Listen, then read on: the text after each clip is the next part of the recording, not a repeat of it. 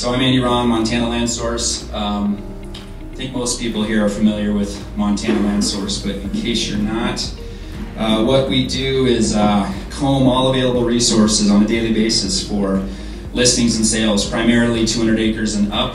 And then we map everything. Everything is put on a map within the website, and that map was actually the very first product of Montana Land Source. That's what came to the market with.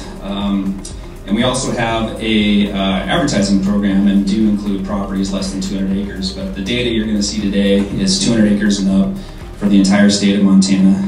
Live market statistics on the website Montana Land Source. So I'm going to give a portion of my presentation right from the Montana Land Source website, because I get questions every week from people who don't fully understand what's on Montana Land Source. This is the home page. We've got a basic search here for properties, and then you can click here to do a more advanced search. Have some live market statistics right here on the home page, and usually this changes every day. And this link here takes you to a page with these statistics and more. We have a little window here that shows all the latest property updates. So the 4 newest listings, the 4 newest pending sales, 4 newest price changes, and 4 newest sales. And when you look at these tabs, it tells you when it was updated. So March 6th, March 3rd, usually pretty current.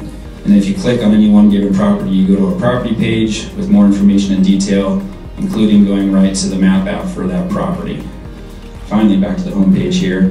This is kind of fun, I think. We have the most viewed properties over a couple intervals. So the most viewed properties on Montana Land Source over the past week, over the past month, and over the past year.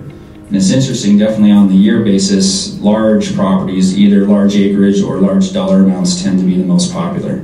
But it's just interesting to track here what people are interested in and what they're looking for. So that's kind of fun. And then I often post a video as part of the Montana Land Report. That's here. I'm part of a podcast with Coulter DeVries, the Ranch Investor Podcast. The newest episodes, as well as all the prior episodes, are here.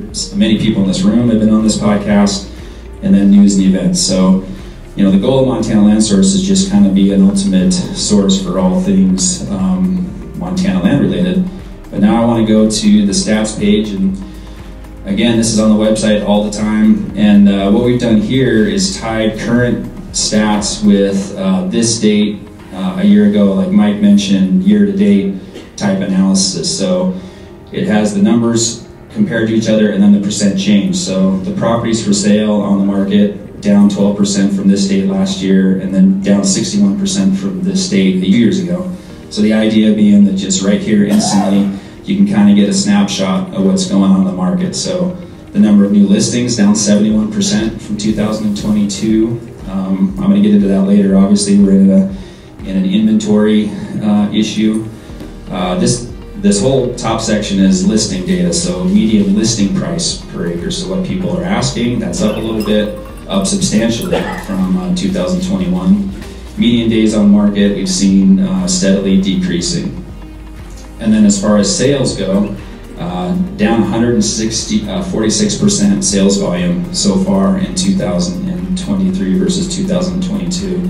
I don't really, you know, the first month or two of the year, it's a little bit difficult to put too much weight on these numbers because there's just not that much of a pool of data. But getting into March and April, it's starting to be, you know, more telling of what's really going on. So way less volume so far happening in 2023.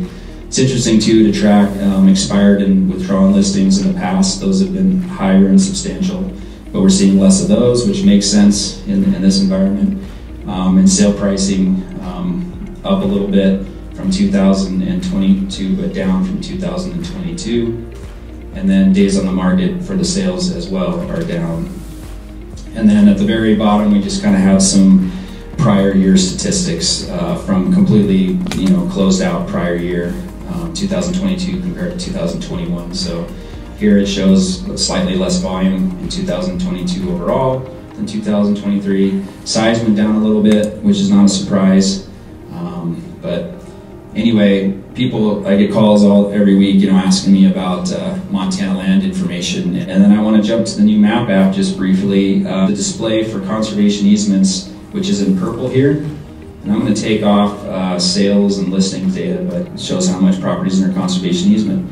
This map has a bunch of different layers, active listings, pending listings, and grouped together in one layer. Easier tool for finding current comps. And then the other real change, I mean, we do have historic wildfires layer, that's new. The biggest of value is an ownership layer, which is similar to OnX. We've always had parcels, so you can click on individual parcels, but now you can see merged ownerships to see a large holding in the Montana Land Source map that will be more efficient. You can click on any one property and you get a little pop-up with basic information, which tells you who the broker is. And we also link directly to the website for the broker and for that property. In real estate, I don't have a real estate license. We don't get commissions.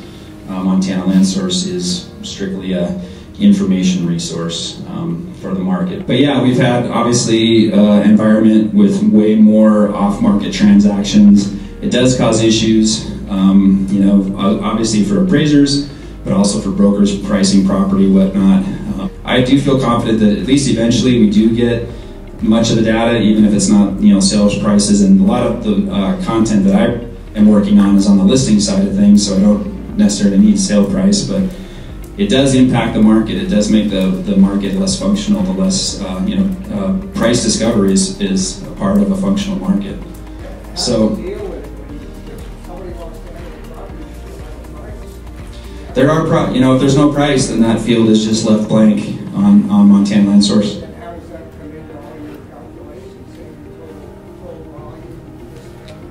It's a missing piece of information. I mean, we've always dealt with that. You know, no appraiser ever gets all the data. That's just the environment we're in. So we all just do the best we can and work as hard as we can. They're really, I mean, I don't think it really screws up.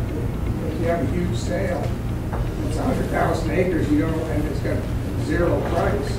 I mean, it really screws up your, I mean, it makes your average per acre, median price, all that kind of stuff. Right, yeah, it's an issue. Go ahead, Kim. Yeah, even with that though, Jim, you can still get a better handle on how many acres are actually transferred. So Andy can separate that out and say, you know, this is what we have prices on acre-wise, this is what's sold without us knowing the prices, but the total volume of acres sold was this. Right, and I'm not doing weighted averages with, I'm thinking this through if it's a true statement, with any of my data, like a giant transaction like the Matador. I mean, that was a giant transaction, obviously really significant, but that was only one of hundreds that happened throughout the year. So yeah, it's a robust discussion for sure, but essentially we just do the best we can. But as far as recapping 2022, I was thinking about a theme, thinking about a hook, and I think what we could say about 2022 is the toilet paper never got restocked. I mean, the market was initiated, I think we could still say, you know, by COVID. That was a huge impact on the market, and then there were some other factors, but basically the inventory just never got restocked. We burned through inventory, and it has not been restocked. Tough environment for buyers and brokers looking for land in 2023. This is my east-west split, just to let you know, down county lines, just roughly dividing the state between the more agricultural parts and a little more of the recreational aesthetic parts. So active listing values by month, going back to 2018. You can see every year kind of has a peak, and interestingly, the peak falls around September for peak numbers of property on the market. So the pointer will work here now, great. So prior to 2020, going into 2021, you know, seasonally kind of 600 to 700 acres, number of properties. You know, typical before 2021, was 600 to 700 properties in the market at any given time. But starting going into 2021, we've dipped down, and today we're at half of the volume of active listings on the market. This shows new listings per year. Blue is statewide, green is western Montana, yellow is eastern Montana. So this is the combined statewide. You know, again, pre-2021, 2002, you somewhere to be 400 to 450 new properties entering the market. 2022, we just saw a dramatic dip. We just ran out of inventory, I think. And this is sales volume by year. Again, blue is statewide, green is western Montana, and yellow is eastern Montana. So huge ramp up in volume 2022. And this is number of sales, this isn't acres. So again, like back to that question about giant ranches, this is all just total number of sales, 200 acres and up. So huge spike in 2021. I think I said it last year, I just don't think we're gonna see a year like that in our lifetime. I just think that was a record-breaking year volume-wise. And then dramatic decrease in 2022, and going into 2023, where's the inventory? So likely to be similar. This is median sales price per acre, and so this is land value. This is buildings teased out. So best indication I have on land values. Pretty strong increase going into the 2022. Western Montana leading, of course, but eastern Montana as well. This is the number of expired withdrawn listings, and this was really interesting data to me because before creating Montana Land Source and just tracking listings so aggressively, which as an appraiser you don't really have the time, or there's no reason to do that to the extent that I do now with Montana Land Source, and then just keeping those records when they were expired, not dumping them out of the database, but keeping that data. And I was pretty interested to share back in presentations in 2018, 2019, and I thought that this was a real surprise to most people, that more properties were leaving the market at that time, especially 2018, being expired or withdrawn than actually were selling. But we saw that starting in 2020, sales spiked and the number of withdrawals expired have been, actively decreasing. But then this volume shows that dip going into 2022. Hey Andy? Yeah. Did you ever check on the ones that are withdrawn or expired, if they got relisted, did they come off of that list? Yes, to some extent. I mean, technically on Montana Land Source, like when you're on the site and you see new listing, if a property switches brokerage, we call it a new listing on Montana Land Source. But I think in my back-end data, we're accounting for that, and that's always a tricky thing. When does a property become a new listing, right? Because is it 2 years out? Is it 4 years out? Is it 6 years out? So you get into some definitions there, but it is a challenge in the database, how to structure the database, how to capture those. The same issue I struggle with original price and price changes. We're going to get into that too, but what's the original price, right? If a property's been on the market 4 different times with 4 different brokers, do I use the original price from the most current listing, or going way back? And there is tons of data. There are lots of properties out there that have been listed 3 or 4 times, sold a couple times, been listed a couple times, so it does get pretty dicey how to parse that data. This is percent of sales price to listing price. So remember, this I'm going all the way back to 2014, 2015. You remember, more typical real estate, 75, 80% of list price to sale price, right? That's kind of the old way we used to think. Like, well, something's listed, it'll probably sell at 75%, 85% of what, right? You offer lower than it's for sale. But obviously, throughout the market the last couple of years, we're now north of 90% of ask price. And a lot of people mistakenly think we're at 100, selling at 100%. There are properties that sell over 100%. Those have happened too, but as far as average goes, we're at 90%, but this obviously documents a strength in the market. So this is, green is percent of sales that experienced a price change, so through their listing period. And kind of back to Jim's question, this is just the most current listing. This doesn't go back. If a property's been listed 4 times by 4 different brokers, this doesn't capture that. This just captures the current broker who sold the property. So back in 2018, 40% of properties roughly experienced a price change, but that went down significantly and a little back up. But then the average percent of that price change was 35% price change from when it was listed to when it sold, but that's diminished down to less than 20%. So again, really just signs of strength in the market. So this is my final slide.